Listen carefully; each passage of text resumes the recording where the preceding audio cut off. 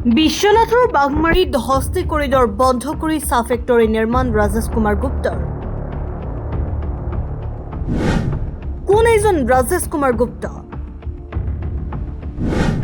কাৰ ক্ষমতাত বলিয়ান ৰাজেশ কুমাৰ গুপ্তা?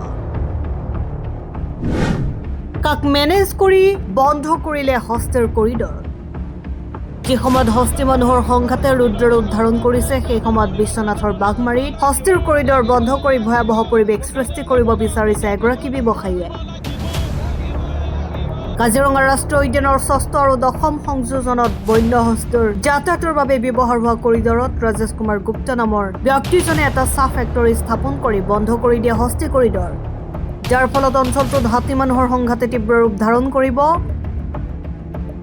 বন্যপ্ৰাণী সুৰক্ষাৰ বাবে সমগ্ৰ অঞ্চলটোত বন বিভাগে পদক্ষেপ লোৱাৰ সময়তে ব্যৱসায়িক স্বাৰ্থত বন্য হস্তিকুলৰ যাতায়াতৰ পথ ৰুদ্ধ আৰু পাৰিপাৰ্শ্বিক বাতাবৰণ দূষিত কৰিব বিচৰা কাৰ্যৰ বিৰোধিতা কৰি প্ৰতিবাদ সাব্যস্ত কৰিলে বিশ্বনাথৰ বহুকেইটা দল সংগঠন।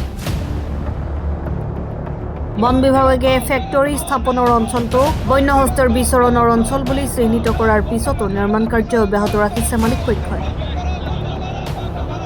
ইফালে ফৰিং শ্ৰেণীৰ মাটি খৰতকীয়াকৈ ঔদ্যোগিক শ্ৰেণীলৈ পৰিৱৰ্তন কৰি জিলা প্ৰশাসনে ব্যৱসায়ীজনক বৰপীৰা পাতি দিয়াৰ অভিযোগ আনিছে দল সংগঠনে।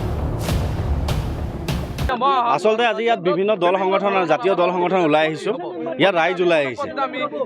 ইয়াৰ প্ৰাকখনতে আজি কিছুদিনৰ আগত ইয়াত স্মাৰকপত্ৰ এখন জিলা প্ৰশাসনক দল সংগঠনৰ জৰিয়তে জাতীয় দল সংগঠনৰ জৰিয়তে আমি প্ৰদান কৰিছিলোঁ। সেই সময়ত এটা কথা কোৱা হৈছিলে যে ইয়াত বছৰ বছৰ ধৰি আগত সকলো মানুহে জানে যে ইয়াত বিশ্বনাথৰ বাঘমাৰী এই বিহালী অঞ্চলটোত যে ইয়াত হস্তি দণ্ডি আছে, মানে এনিমেল কৰিডৰ আছে। তাৰপিছতো আমি এইটো দাবী জনাইছিলোঁ যে এইটো এনিমেল কৰিডৰটো হাতীৰ কাৰণে অহা যোৱা ৰাস্তাটো বনাই থৈ দিব লাগে।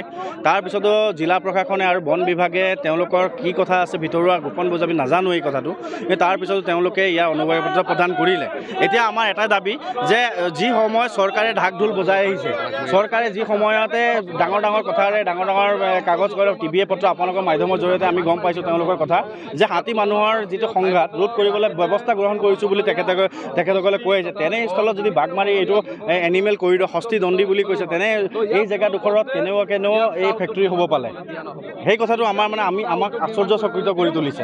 আমি আজি দাবী জনাইছোঁ উচ্চ পৰ্যায়ৰ এটা তদন্ত হ'ব লাগে আৰু এই তদন্ত হৈ পেলাই যিসকল ইয়াত জড়িত হৈ আছে তেওঁলোকক বিহিত ব্যৱস্থা গ্ৰহণ কৰিবলৈ আজি দাবী জনাইছোঁ। আৰু যিহেতু হাতী বনৰীয়া হস্তি ইয়াত অহা যোৱা কৰা ৰাস্তা হস্তি দণ্ডি বুলি কয় এনিমেল কৰিডৰ, সেই এনিমেল কৰিডৰটো হস্তিসকলৰ কাৰণে খুলি দিব লাগে, আমাৰ এইটোৱে দাবী।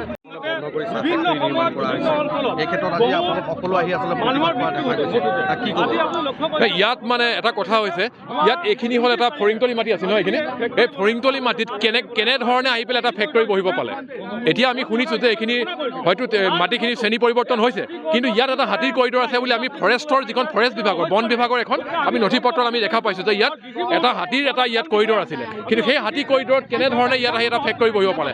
এইটো এটা কোনোবা বহিৰাগত পুঁজিপতি গোষ্ঠীৰ এটা ফেক্টৰী ইয়াত বহিব, বন্য হস্তিৰ ওপৰত ইয়াত বন্য হস্তিৰ যি পথ সেয়া বন্ধ হ'ব। এই কথা বিশ্বনাথ চাৰিআলি জাতীয় দল সংগঠনে কোনো কাৰণে মানিব নোৱাৰে। ইয়াৰ বিৰুদ্ধে ধাৰাবাহিক প্ৰতিবাদ হ'ব আৰু এই ফেক্টৰী ইয়াত বন্ধ হ'ব লাগিব। বিশ্বনাথৰ পৰা Suranjan Gogoi report, global any 24x7।